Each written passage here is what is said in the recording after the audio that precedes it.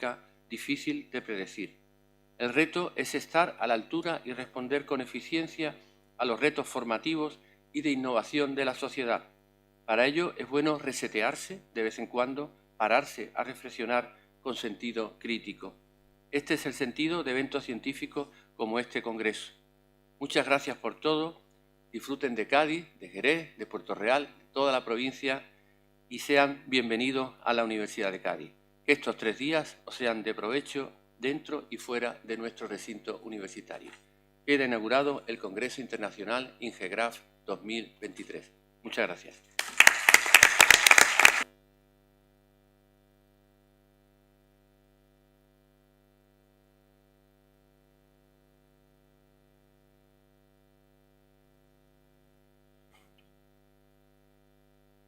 Vamos a dar paso ahora a la primera sesión plenaria. Por favor, Peter. Coming, please. Here.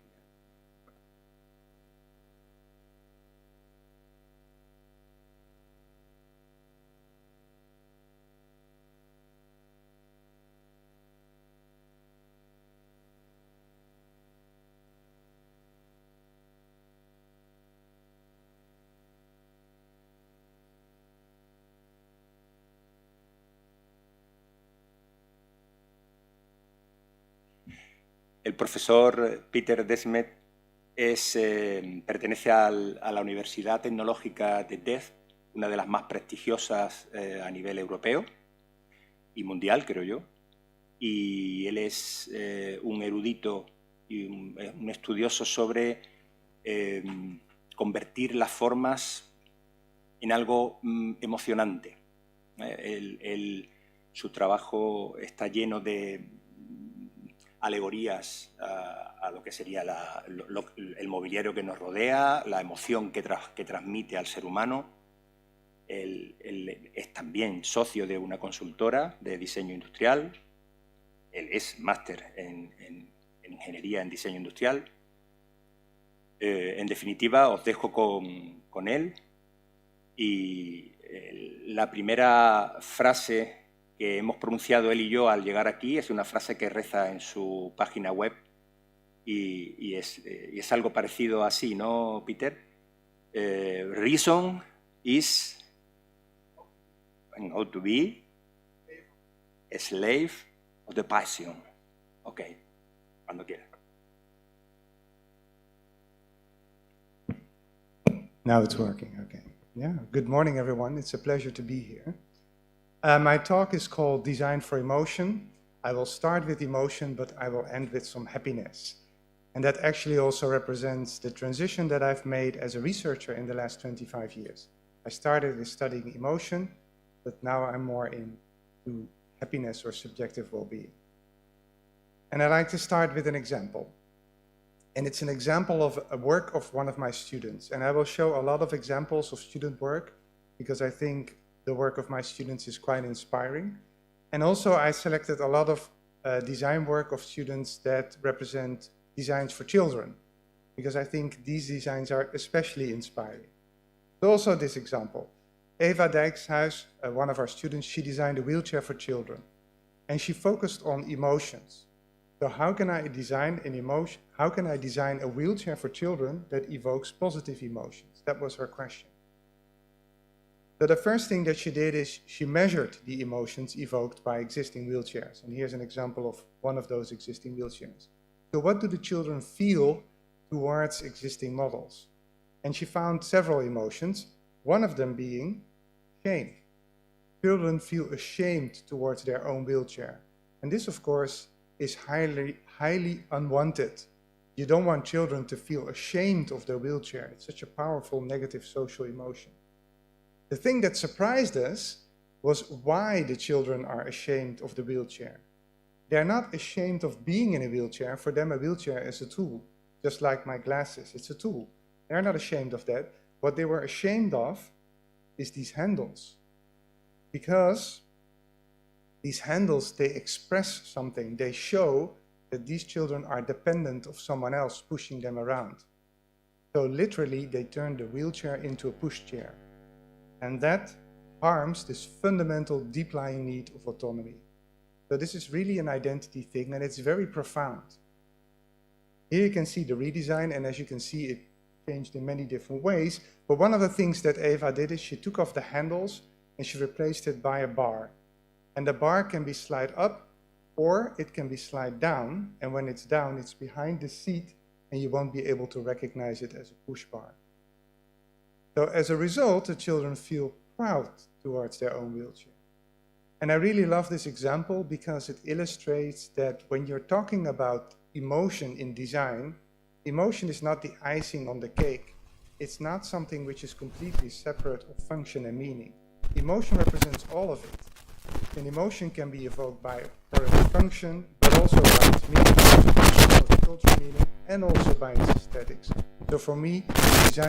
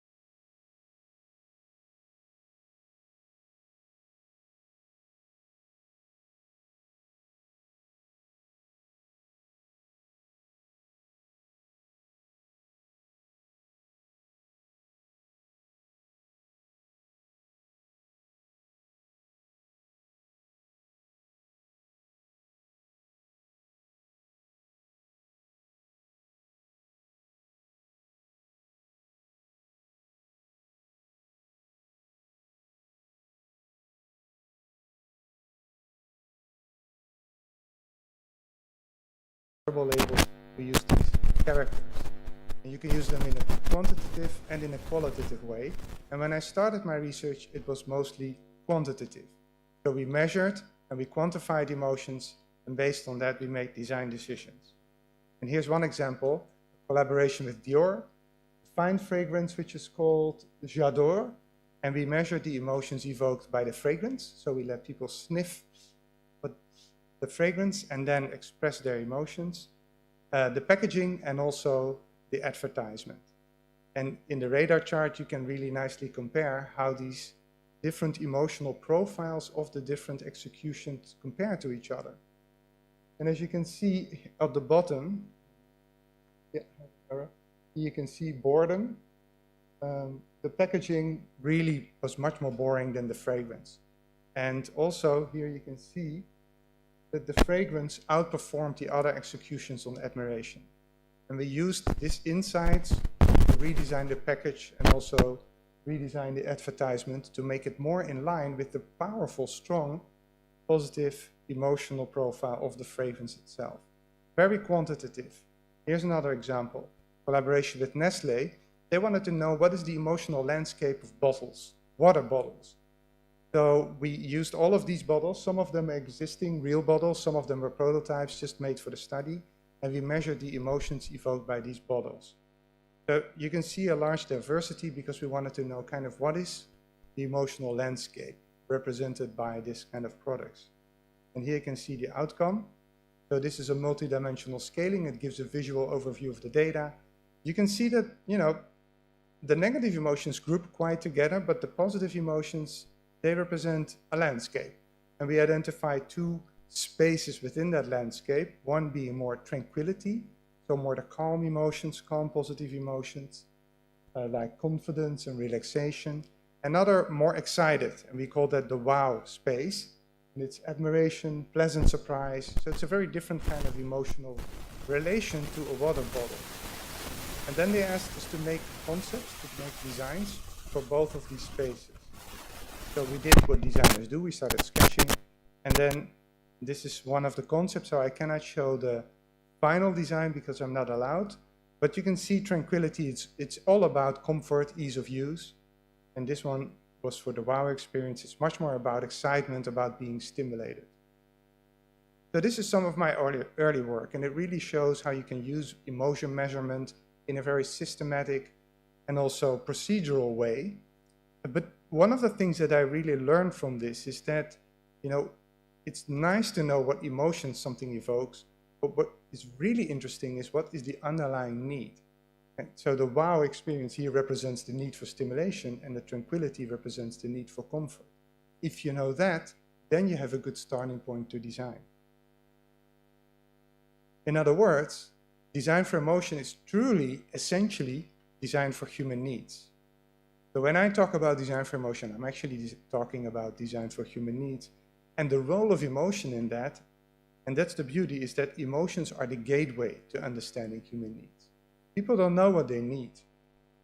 We don't know what we need. I mean, we have some idea, but we don't really know what we need. But when we have emotions, we know that something happened that touched upon one of your needs. So if you measure emotions, you can use it as an entry point to understanding what it is that people truly need. And I think this is the golden nugget for design. So needs are the basis of joy and many other emotions. So I'm going to ask you to do a little thought experiment and to think about an activity that gives you joy. Just first thing that comes to mind. Something that you do that gives you true joy. Can be anything like traveling, eating, cooking, cleaning, anything that teaching, doing research, anything that gives you joy. And keep that in mind. And of course, there's a huge diversity of things that can give us joy. Like this is a random example.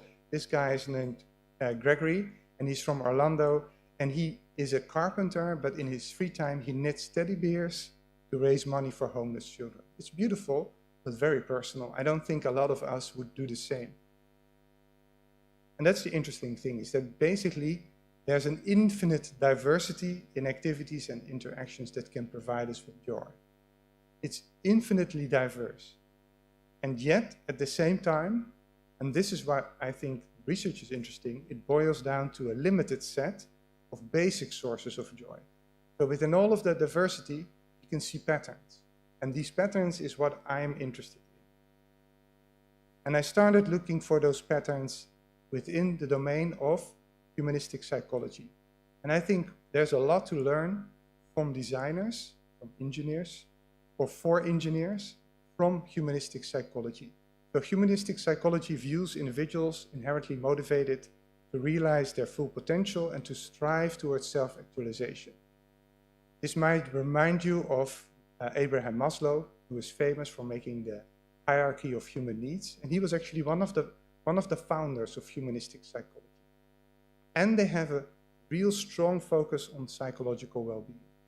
So if you've heard of positive psychology, the more current movement, it's completely inspired by humanistic psychology. And in humanistic psychology, one of the key concepts is what they call fundamental needs. And these are inborn requirements for a living being's survival, effective functioning, well-being, and flourishing.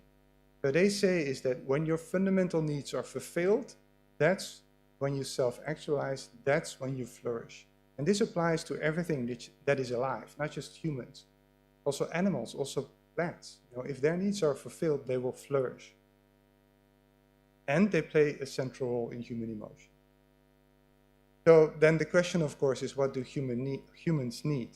Well, of course, you know, we need water, sleep, air, and food. We have certain physiological needs.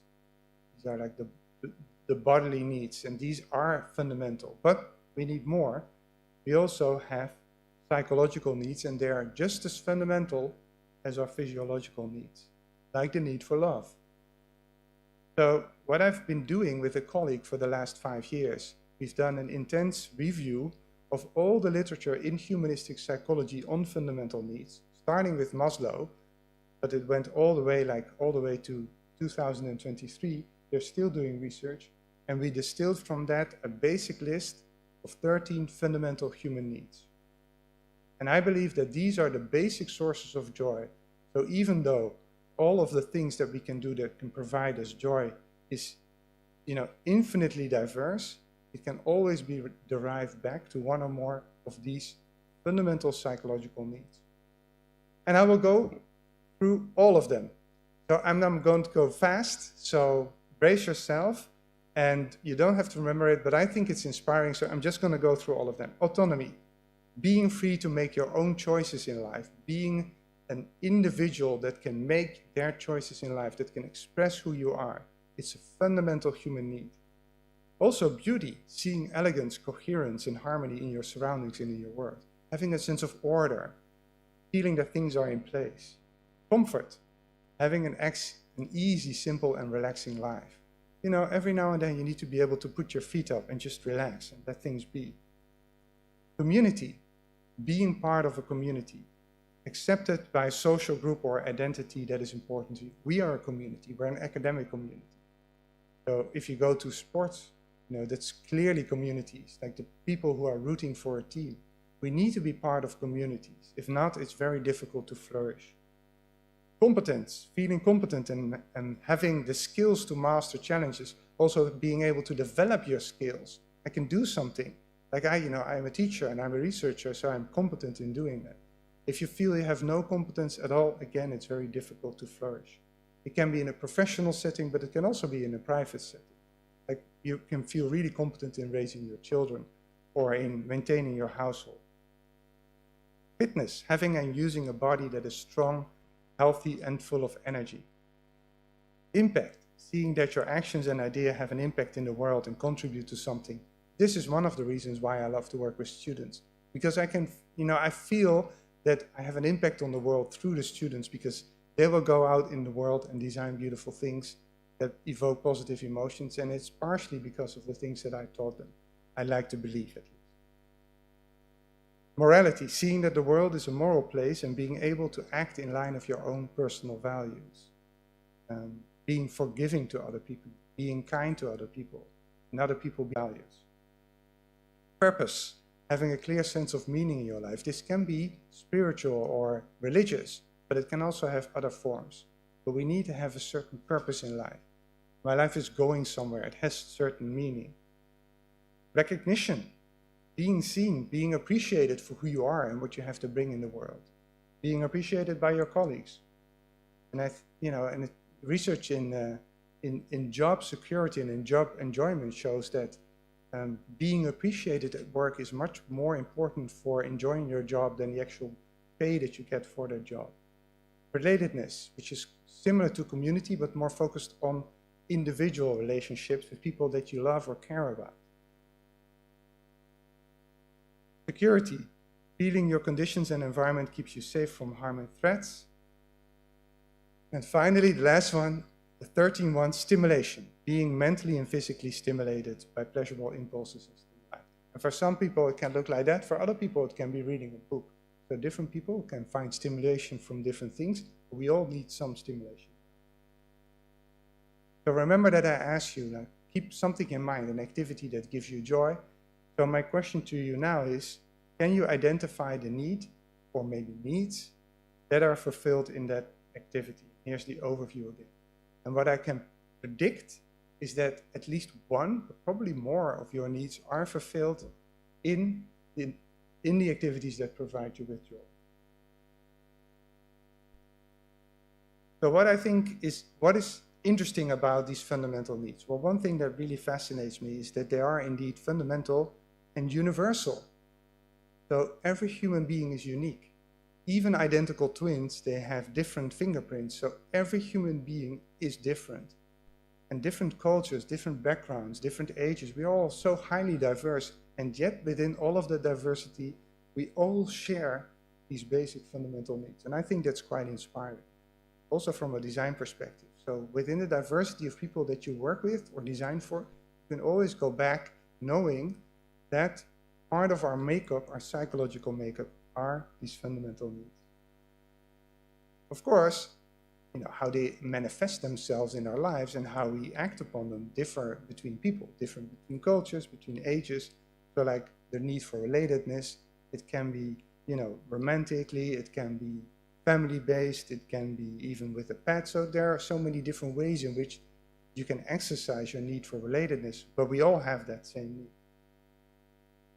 Another thing that I think is interesting, which has been convincingly shown in humanistic psychology, is that all these needs need to be fulfilled in order for us to flourish.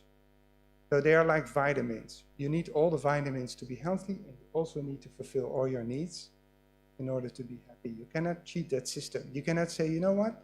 I don't need other people. I'm completely autonomous. I fulfill my need for autonomy superbly, and that's all I need. It doesn't work like that. You cannot compensate the lack of one need fulfillment by over-fulfilling another need. And it sounds kind of stressful. It sounds like, you know, you have to spin these plates all the time. I have to fulfill 13 needs all the time. But it's not like that. This is a better metaphor.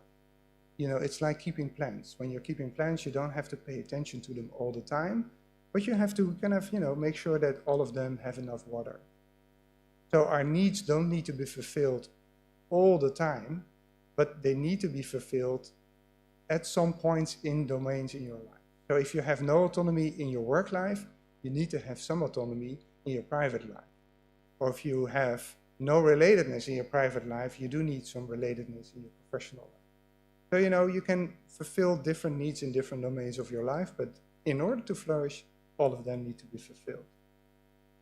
And the good news is that we're really experts in fulfilling our needs intuitively, because we don't do this consciously, because, as I said, we are not aware of our needs. But we do it in a very efficient way. Human practices and activities are designed in such a way that it actually stacks need fulfillment. So there's rarely something that we do just to fulfill a single need. And a good example is having dinner with friends. When you have a dinner with friends, it doesn't fulfill a single need, it fulfills many needs. You know, it's a sense of community because you're sharing a table. And you can see this when there's a group in a restaurant and the table is too small. We go through a lot of effort in trying to make the table bigger because we want everyone to be part of that community. But also comfort. It's a comfortable evening, you know, you can relax. It's about relatedness, you connect to people. It's about stimulation, it's good food, and etc. So we're really good in stacking these needs. At the same time, and this is a challenge, there can also be tensions. You know, there can be something that you do to fulfill a certain need which can actually harm another need. For example, this lady, she's eating pizza, it's comfort food, she's, you know, enjoying the comfort, but at the same time, she might feel a little bit guilty because it harms her need for fitness, because it's not necessarily a very healthy thing to eat a pizza.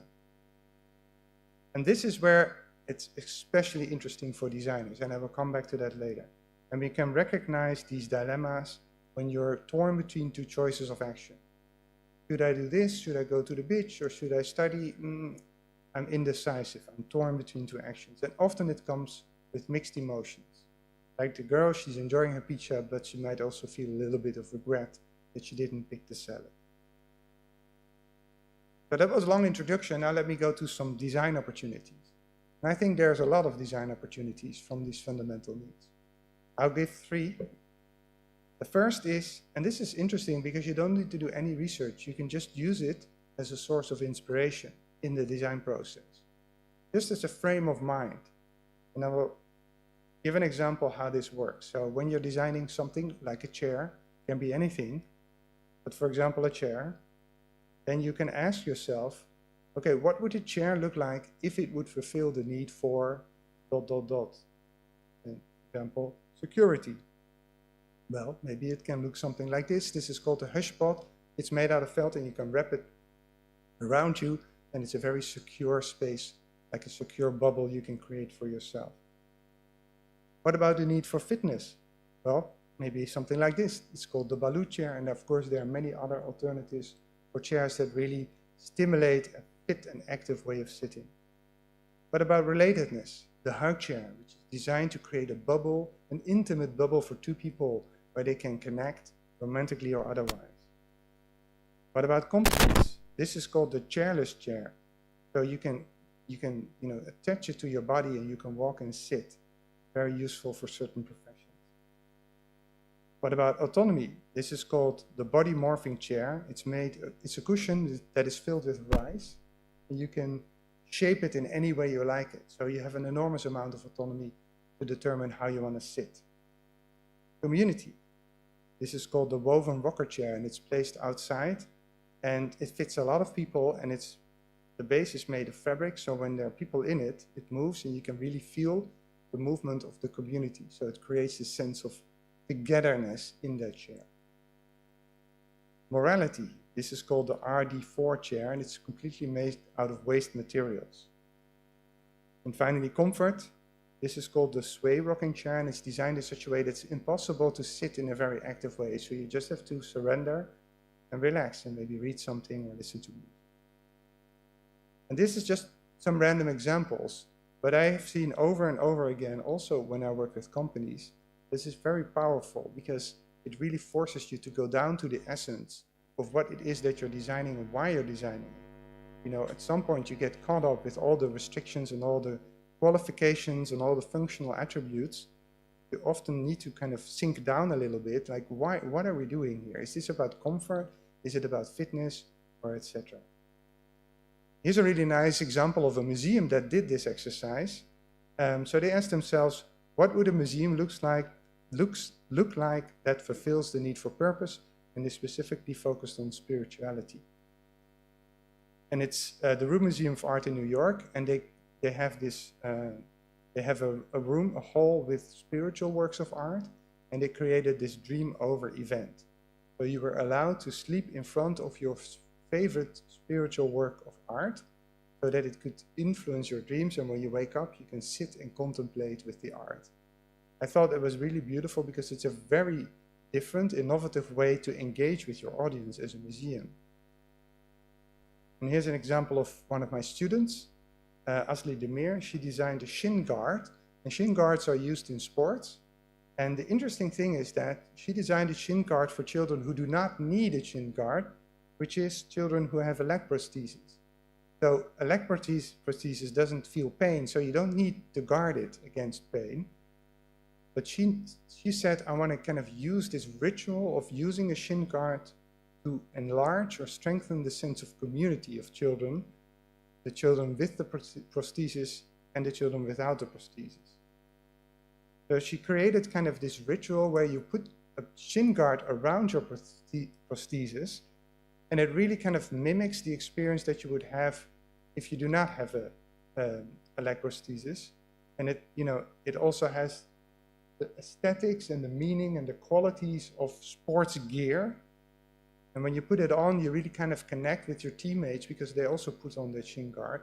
And it has the additional benefit is that through this, you will not be able to harm other children. That's often a problem when people are using a leg prosthesis, that because it's metal, you might harm other children. So it has this function, but it's done in such a way that it really emphasizes more the kind of community element of wearing a shin guard in sports. That's the first design opportunity. Like when you're designing, just take one of those fundamental or more needs as an underlier, as a kind of base idea of what you're designing for. The second design opportunity is to find a need that is harmed in the design context that you're working in. Because in any situation, there will be needs that are not fulfilled or harmed. And I will show another student example by Job Jansweijer, and he designed for a pediatric oncology center. So this is where children go to receive cancer treatment. And as part of their treatment, they have to go often in isolation to minimize the risk of contamination. And this is what it looks like. So here you can see there's a glass wall between the children and the rest of the hospital, and people can only go inside if they wear protective clothes. And this can take 3 days up to 4 months. So it's a very kind of tough situation to be in. And Job, the student, he did research and he talked to the children, he observed them, and he saw that one of the needs that is really harmed is the need for relatedness, which makes sense because you're in isolation, especially through social play. So children can play games inside and they can, computer games or solitary games, but playing with other children is impossible because the other children are not allowed to go in. So this was his starting point, and he explains his own design in a little movie clip, so I hope it works. See? For my graduation project at the TU Delft, I developed a game which allows isolated children in child hospitals to play with their peers. It's called Connect, and it's a game they can play on the windows between their rooms and the hallways. By combining the ambiguous shapes in different ways, you can play different kinds of games. So you can play existing games like tic-tac-toe, but you can also build your own fantasy world. To test Connect, I placed it at the oncology department of a Dutch child hospital, and this is what happened. Oh, kijk, wee.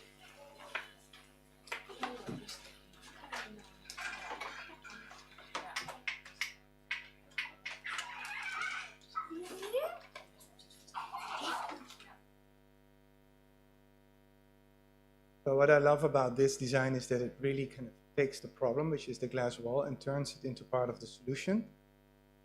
In terms of technology, I mean, this is not novel or innovative at all. It's just some magnets and shapes.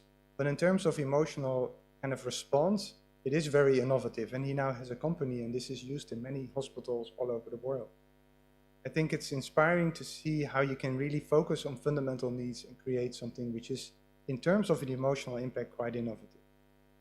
And here's an example of my own work, not this, of course, but we were commissioned by an airline company to kind of look and try to redevelop the meals that they serve on board of the airplane. And we're talking economy class, intercontinental flights. And I'm guessing that most of you will have had the experience of having and know that it's not really a fountain of joy. It's not very enjoyable. So we focused on all the meals, including a breakfast, and the example that I will show is the breakfast. And the first thing that we did is, again, we measured the emotions that people have on board of the airplane. And we measured several emotions, and there were two that really stood out, two negative emotions that stood out. First being frustration, and the second boredom. And they're related to the fundamental needs of autonomy. I mean, you have very little autonomy in the airplane. You're stuck in the chair.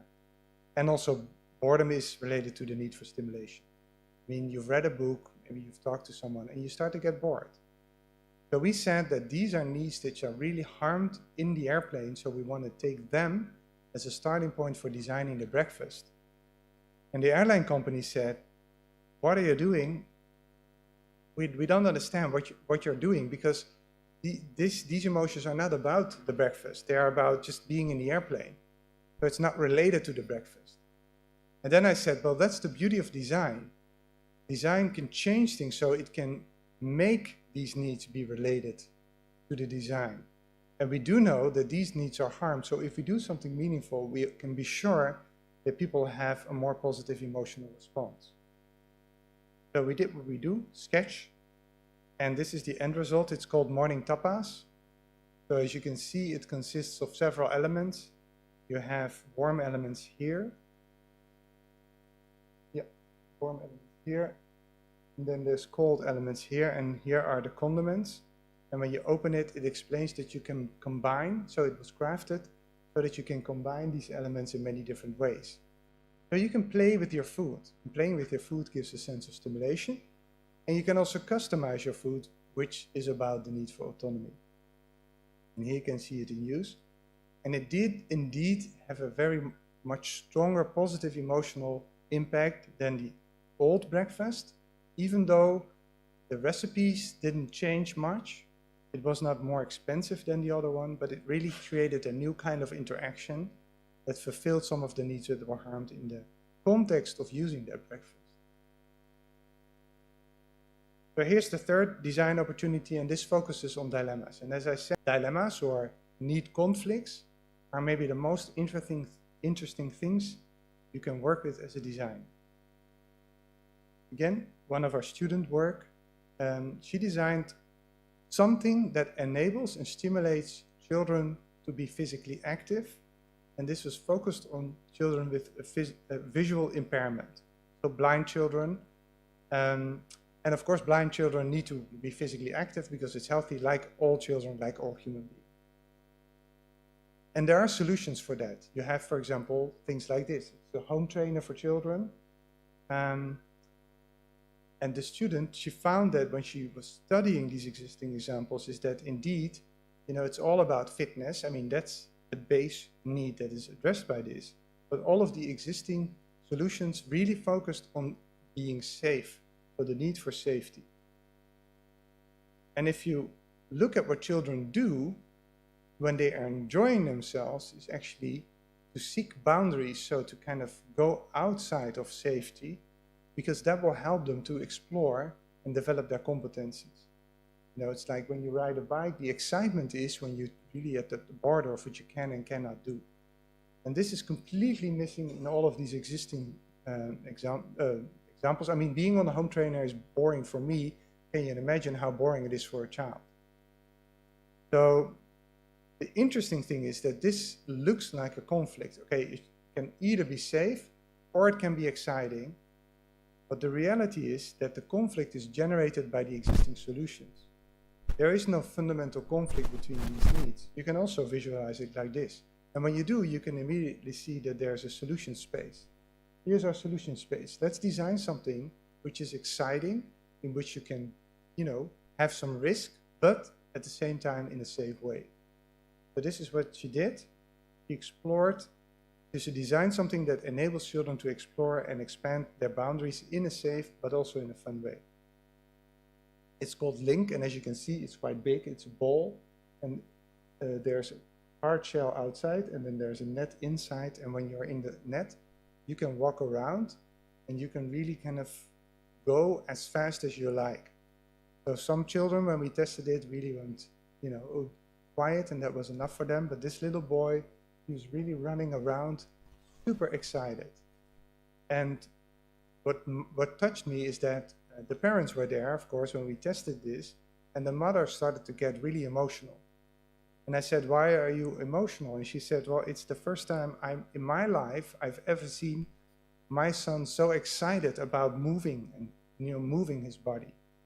So again, I think very profound. By looking at what are the dilemmas that underlie the existing solutions, we can create very meaningful designs. So to summarize, I truly believe that emotion is a great entry point. It's not an aim. We're not designing for emotions.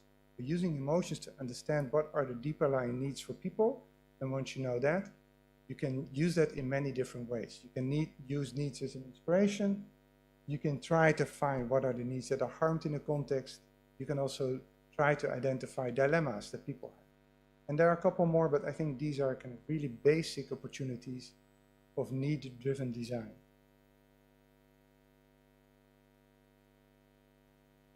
And over the years, I started with the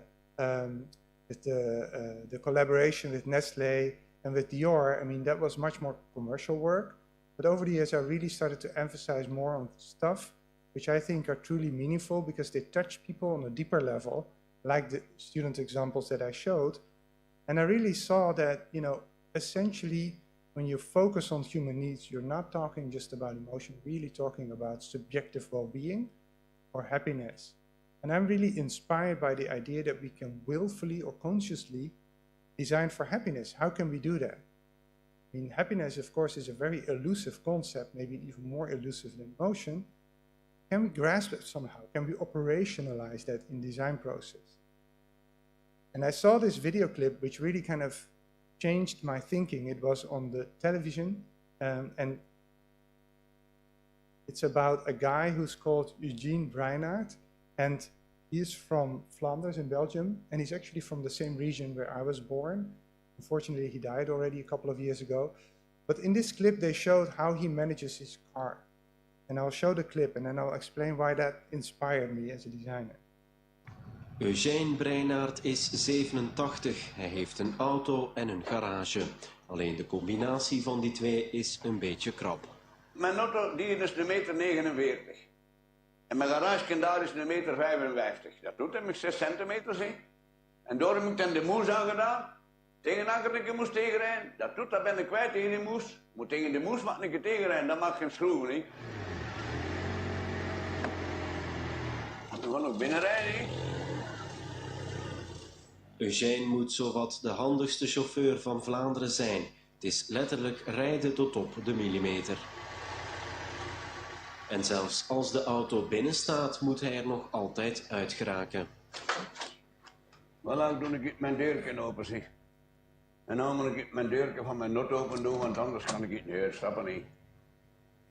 Voilà, en zie dat ik een blusje maak. Auto op stille leggen, uitstappen, de wagen vooruit duwen, dat de deur van de auto toe kan. He. Want anders kan ik de deur van de keuken niet toe doen. Voilà, de deur van de auto is toe, nou deze deur toe doen. En de zeteltjes daarvoor zitten.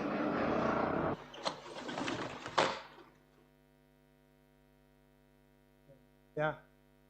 So, that inspired me because when I look at it as an engineer, as a designer, I think there's so many opportunities to improve this situation, to make a better design.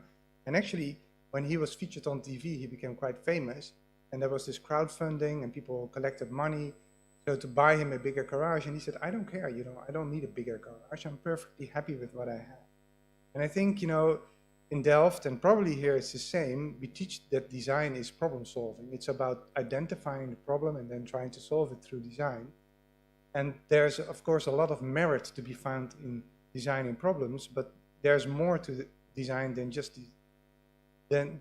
to try to solve problems, especially if you want to look at what makes people happy.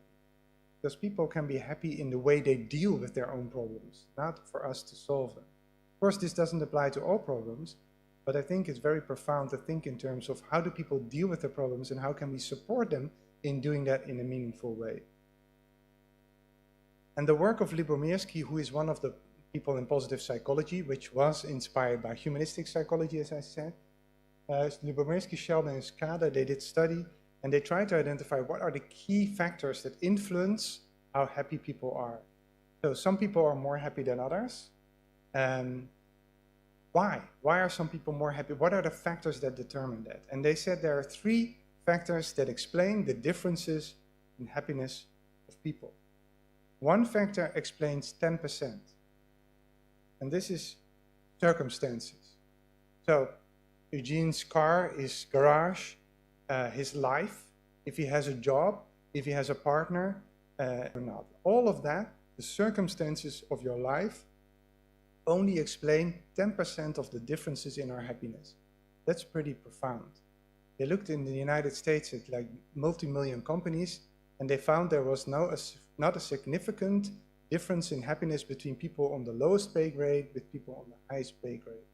Of course, if your fundamental physiological needs are not met, then circumstances mean, you know, they differ. They have a big impact.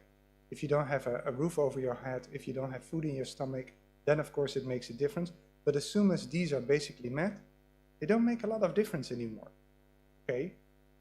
50% is what they called determined by the genetic set point. And this is, yeah, it's your genes. You're born with good genes, happy genes, or sad genes. It's like the talent for being musical. Some people, and we can all learn how to play the violin, but some people, they have much more talent than others. I have a friend and he is very talented, so he was able to learn to play the violin in a very quick way, and he became a professional violin player. And, you know, for other people, it takes much more work. And the same applies to happiness. You know, we are born either with a big talent or with a small talent. The remaining 40%, so still quite a chunk, is through your activities. So what you do in life. And for this reason, you can see what you do has much more impact on your happiness than your circumstances.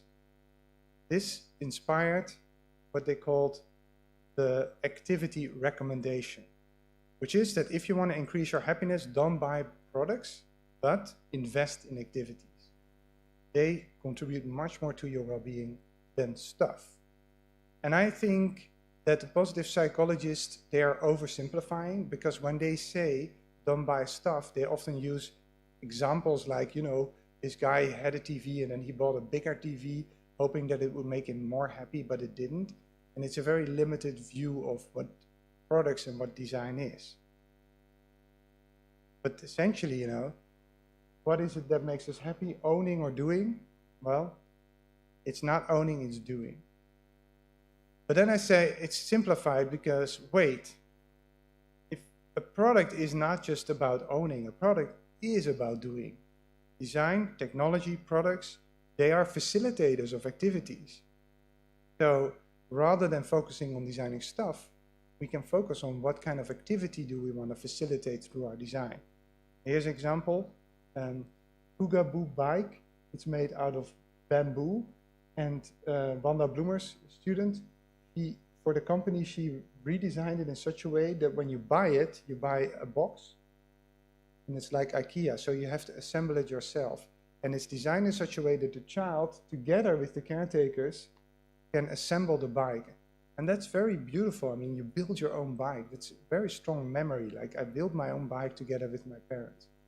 So it's not stuff, it's really activities. And this is what we call positive design. It's an umbrella term for all forms of design, design research, and design intentions in which explicit attention is paid to the effects of the design of subjective well-being on the individuals and communities. This is a kind of research domain which is emerging, it's quite new, and I think it's super inspiring. And as the last examples, I want to kind of show a framework that we developed in Delft, and it offers 3 lenses to design for happiness, and it connects to design for emotion, it connects to the fundamental needs. So it says, you know, you can design for pleasure, you can design for personal significance, or you can design for virtue, and these represent actually different philosophical stances on what constitutes human happiness. So design for pleasure is like having pleasurable moments in life. If you have no joy in your life, it's very difficult to flourish as a human being. And this is really in the moment. It's not related to the past or the future. It's really like, am I enjoying myself? And here's an example of another student work by Shion Ito. And he designed for children who are in a classroom and they have like an attention deficit, which means that every now and then they just have to seclude because they are too distracted by all the stuff that's happening around them. So they have this screen to help them to focus and concentrate. You know, and as you can see, yeah, it's functional, but it's not fun at all. I mean, there's no enjoyment, like it's a black screen. And it really expresses also this kind of barrier, like, okay, it's the harsh barrier between me and the rest of the world. So what Shion did is he redesigned this, and it's called Forest, and you can see it's made out of various shapes, and the children can actually build it together. So they can build their forest, and they can create it very closed, so I really need to kind of seclude, or a bit more open, so I'm a little bit open for interaction in a very playful and engaging way that involves all the children in the classroom rather than singling out the child that has to seclude. So adding enjoyment and a really profound kind of source of well-being, I would say, for these children in the classroom. Design for personal significance. So where pleasure is in the moment, we also want to have the sense that our life is going somewhere. You know, I have a sense of past achievements, I have a sense of future goals, and this is also very important. Development comes into place. And Lotte Jacobs says she designed for an interesting activity which is cooking, and she designed it for young parents or parents with young children, toddlers. And the kitchen is an unsafe environment when you have these really dangerous tools, so you don't want your toddler to be involved with that. At the same time, you also like your toddler to be kind of involved in your cooking activity, to make it a moment which is meaningful, because you want to learn your child about, you know, food, about preparing food, so that they can develop healthy lifestyle when they get older. So what Lotte designed is called Cook It, and these are kitchen tools for toddlers. So they are safe and they really kind of focus and based on what small children are able to do in the kitchen. You can see collage, it shows a little bit the fun of it. And you can see it's in use. So rather than having a situation where you have to kind of shield your child out of the kitchen, you can bring it into the kitchen and give him a real task, not just playing with food, but really give him a task so that they can learn about ingredients and things like that. So, final source of well-being is designed for virtue. So being a good person in the interactions that you have with the world can also be a profound source of happiness. And Simon Akaya, he said he wanted to design for altruism, which is a virtue. And the thing that he designed is called the goedzak, which is a Dutch word, and it means good bag, but it's also slang for like a really nice guy, like a nice person. And the idea is that when people have stuff in their home that they don't need anymore, they want to throw it out. You can bring it to a recycle station, but not everyone is able to do that, or maybe you don't have the energy to do it. You can put it in the good bag, and because it's half transparent, people can see, okay, I can just take stuff out of there, and then you put it in the street and people can take their stuff that they like, and at the end of the day, it's taken away by the garbage company. what's left over. And based on this, this inspired the biggest retail company in the Netherlands, Albert Heijn, so a supermarket, to create a version of the good bag for the Christmas season. So the good bag, and the Albert Heijn good bag, the children could put toys in there that they don't need anymore because they've outgrown them, and they could bring it to the supermarket so they could distribute it to children who need new toys. And I thought it was nice. There's a bit of irony in here, like it's a shopping bag turned into a giving bag. So rather than bringing stuff from the supermarket, you bring it to the supermarket. But again, very simple intervention, and it enables and kind of inspires people, in this case children, to do a virtuous act. So being a good person, doing good deeds, enjoying the moment, and having positive emotions, and having a sense of direction and purpose in life, each one of them can be lenses or sources of well-being and design, and in the middle is what we call the sweet spot. If you manage to do all of it, then you're really in the sweet spot of having a happy life. This concludes my lecture. I have one more story to tell. It's a personal story, and I think it's a really beautiful story, so I wanted to share it with you. So I started the lecture with the wheelchair example, and the prototype is still in our faculty. It's on display. And I use this example often in my lectures to students. And I gave a lecture to first-year bachelor students, and I showed the wheelchair example. And then one of these students, actually this guy, this one, yeah, his name is Bart. And after the lecture, he came to me, and he is in a wheelchair himself. And he said, I really love that example of the wheelchair. I can relate to it because I'm also in a wheelchair. He said, but I knew that design long before you showed it in your lecture. And then I said, so you must have seen it on display in our faculty. He said, no, long before I came to Delft as a student, years before that. And then I said, okay, you need to explain this. And he told me the story that Eva, the designer of the wheelchair, when she built the prototype, she went to a school which has children in a wheelchair to test that wheelchair. So the teacher of the school, she told the children, today in the afternoon there will be a lady and she has developed a wheelchair and she wants you to test it. And the children were super excited, and one of those children was Bart. So he actually was one of the children who tested that wheelchair, and he was so inspired by it that he said, wow, people can actually design something like this. This is what I want to become. So that inspired him to become a designer himself. So I think, when you're designing for emotion or for happiness, you can always be inspired by the idea that the impact of your design might be in ways that you cannot foresee and don't know of. So by accident, I heard this story of Bart, how it inspired him to become the person he is, a designer. And I think that's a beautiful thing, that our designs, they have these ripple effects, some unwanted, but some as beautiful as the story of Bart. Thank you very much. So I'm from Delft University. I'm the head of the Department Human-Centered Design, and I also have a research group which is called the DOPD, the Delft Institute of Positive Design. Here you can see some of the people in my group. We have a website, www.dop.org, and all the tools, like the Primo, but we have many more inspirational materials, all the papers can be downloaded there. So if you're interested and you want to know more, or you want to use some of those tools, we really believe in open science, go to the website and find them there. Thanks a lot.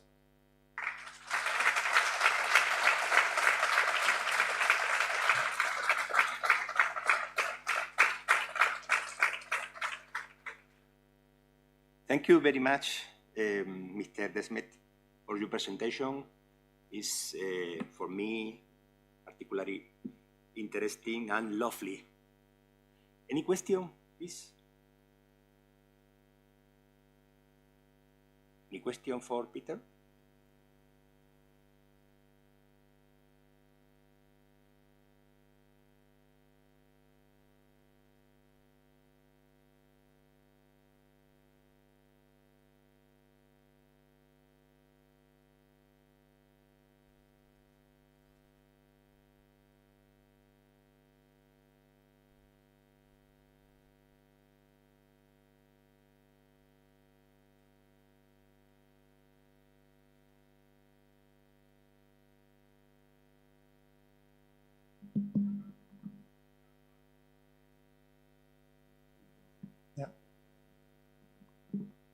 Yeah, so the question is, when you're measuring emotions, how do you know which one is the most important one? Which is the one that you want to kind of focus on in your design? Because any design, any activity which you engage in when you're using a design, but also services, can evoke many different emotions. Yeah, it's a good question. So it's very difficult to give a kind of a clear answer to that. And I really truly believe in the combination of quantitative and qualitative research, so to measure, but also to interview. So when we do this kind of research, we typically use about 30 people, which is a good baseline for qualitative research. It's a bit slim for quantitative research. But when we first measure the emotions, and then we start to have a conversation with people about why they have the emotions that they have. And then we also ask, which of these emotions that you kind of reported were most impactful on you? So we actually ask people, which one had the biggest impact on you? And then when you compare that to all the participants that you work with, if it's 10, 20, or 30, you immediately can see that some patterns emerge. So it's kind of emerging from the data by asking people also, what is the thing that stood out for you? Another thing that we often do is we also rely a lot on the expertise of the companies that we work with. I work a lot with industry. For example, we work with automotive industry, and they have huge amount of understanding of their own product. So when we discuss the data with them, they're often also able to tell me like, oh, this is something that really stands out for us because we know a lot about our product, we know about the experiences, but this really helps us. And one of the things, and the third thing that we often do is we try to look for dilemmas. So we kind of mine the data for dilemmas. And you can do that by looking at conflicting emotions. So it's a combination of things. And it really also depends a little bit on the type of project that you work on. In the wheelchair, for example, it really struck us that multiple children express this sense of shame. And it's because more people experience the same emotion that we said we need to focus on that.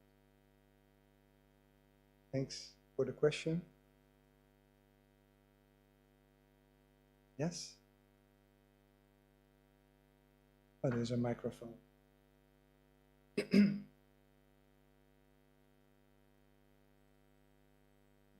Por favor, si podéis decir quién sois y de dónde procedéis, aunque a ti, Miguel Ángel, ya te conozco, pero quizá a la gente no se lo he dicho al compañero, pero para él yo creo que sería interesante que supiera a quién le pregunto. My name is Miguel Ángel. I'm a lecturer here in this university, and I have a question for you. It's about the hidden needs. Do you have a methodology to get to know that hidden needs in the user? And another question, how you prove your product get the correct emotion after producing? Okay, thanks for the question. So the hidden needs, the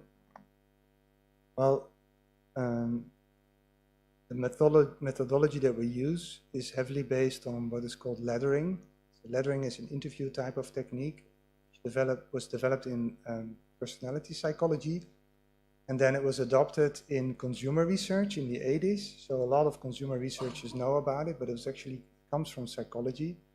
And laddering technique basically is asking, so it's creating a ladder of motives by asking people why things are important to them.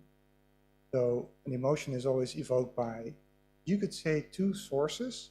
There's a stimulus, the thing, the event that evoked the emotion, but then there's a personal motive that made it meaningful. And the two go hand in hand. The motive that determines the emotional meaning of the situation. So what we ask is, okay, you were angry. Why were you angry? And then people talk about the stimulus. So what was it that happened that made them angry? And then we ask, okay, so why is that important to you? Why does that make you feel angry? Then they start talking about their motives. I was angry because, my friend borrowed my bike And then when he gave it back, it was damaged, and he didn't even mention it. So why did it make you angry? Well, because I believe you should respect someone else's property. So why is it important to you that you respect other people's property?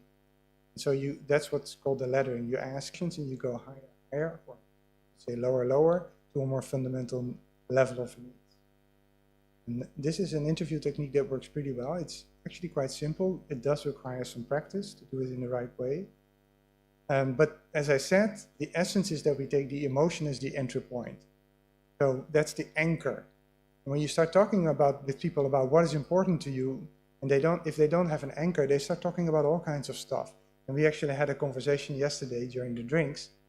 You know, people, they don't know what they want, or they even are not even honest about what they want. But they start kind of floating their story. But when you have the emotion as the anchor point, yes, but you were angry at a specific point in time because of a specific reason. Let's go talk about that. That really helps people to talk about what was the motive in that moment. So that's why I truly believe that emotions are a good entry point to that. But you know, to give the answer is, it's called laddering. That's an interviewing technique. And the other question was, how do you prove that the design does evoke the emotion that you want it to? Well, we do a post measurement. So we measure the actual design. In the case of the airplane breakfast, so once it was prototyped, we do measurements, and then you learn from that. But it's a good question, because I think this is one of the essential challenges that we have in design, is that you cannot prove something until it's implemented. And I can actually make an airplane meal, but when you're talking about more complex systemic types of designs, it's extremely complicated and almost impossible to prototype that, to actually test what the end effect will be on people. Sometimes even, you know, impossible, because it's dangerous. If you work for health design, for example, you cannot just prototype things and test it. So I think it's a generic challenge for design. How do we test the impact of design? But yeah, so again, the simple answer would be to prototype and then to test and to measure the prototype.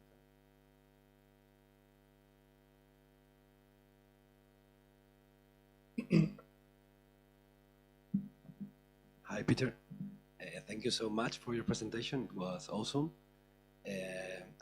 I'm Daniel from Cádiz University also, in the organizing committee, and I would like to ask you if you could further elaborate about this, that is well known that product consumption, I mean, going shopping and buying, provokes positive emotions and well-being. But today in your presentation, you talk more about activities, context, and genetics. Can you please elaborate a bit more on that topic? Yeah, so it's an interesting question. I remember that when I started doing this research, I got a lot of opposition, because people said, when you focus on the emotion, what you're going to do is manipulate people. And so I think a lot of what is done is about manipulating people. There's a lot of research done. You could, you know, social media, for example, of course, all well known. There's a lot of research that has gone into that to ensure that people, through emotional impact, make use of the social media or apps in general in a way that is not good for them as an individual, but it is good for the company. Because the longer you're on the app, the more money they make.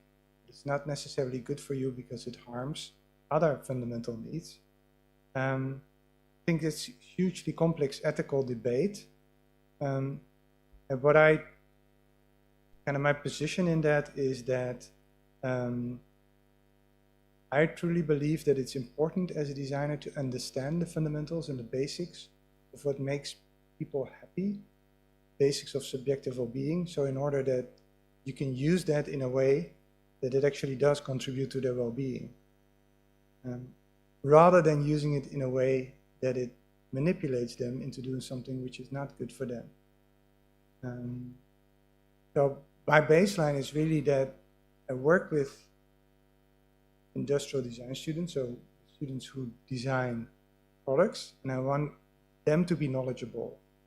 And the kind of impact that this knowledge can have in other domains, like, you know, shopping experiences, I'm not really kind of I don't have a lot of expertise in it.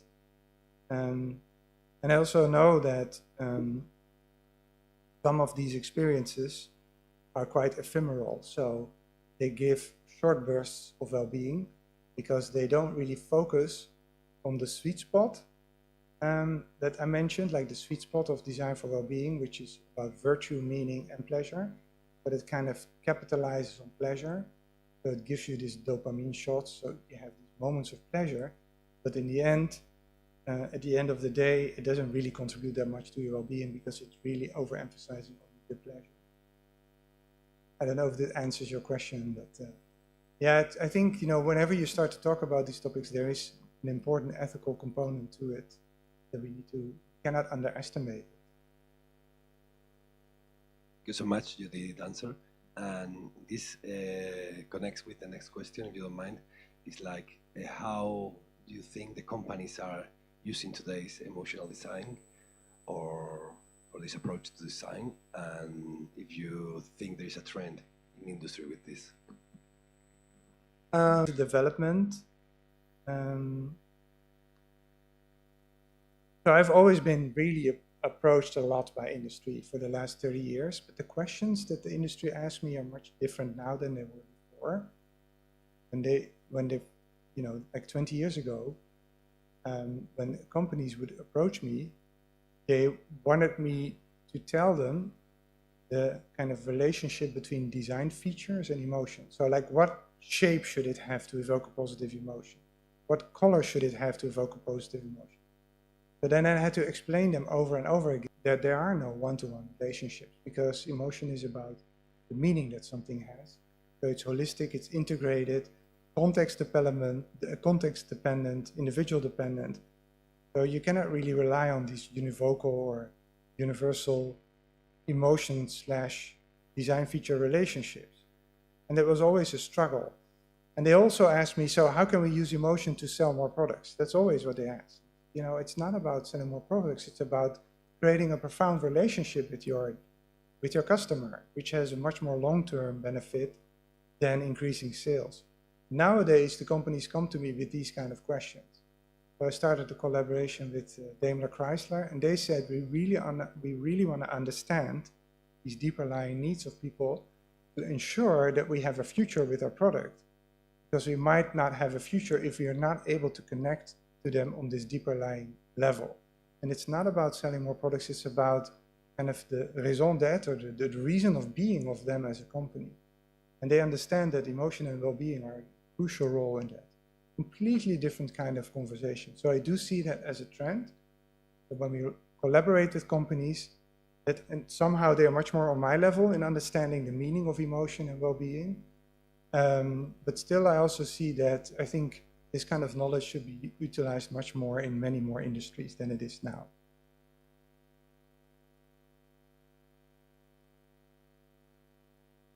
Any question?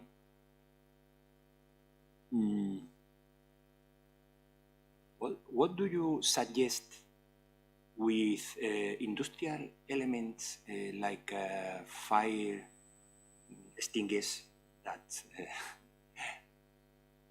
around me, around us? What do you suggest?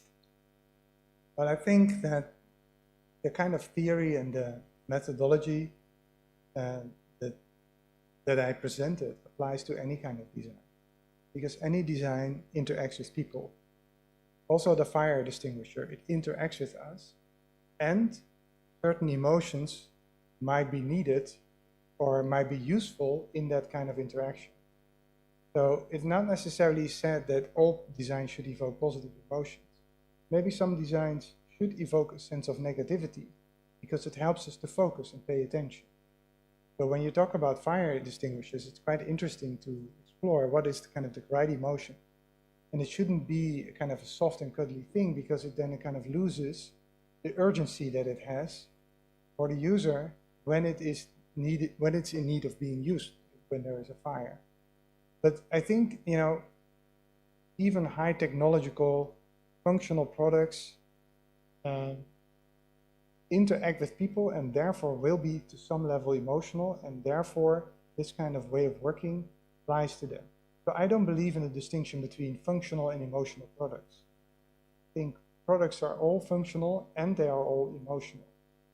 Of course, you know, sports car, you know, it's more complicated, it's more kind of rich in terms of emotion than a fire extinguisher.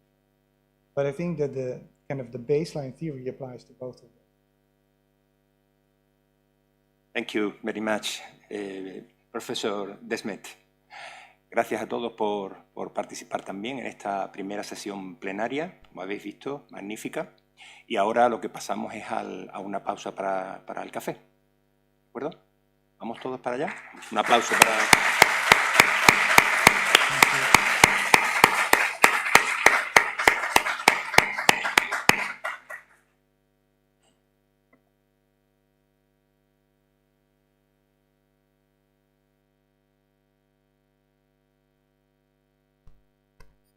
Thank you.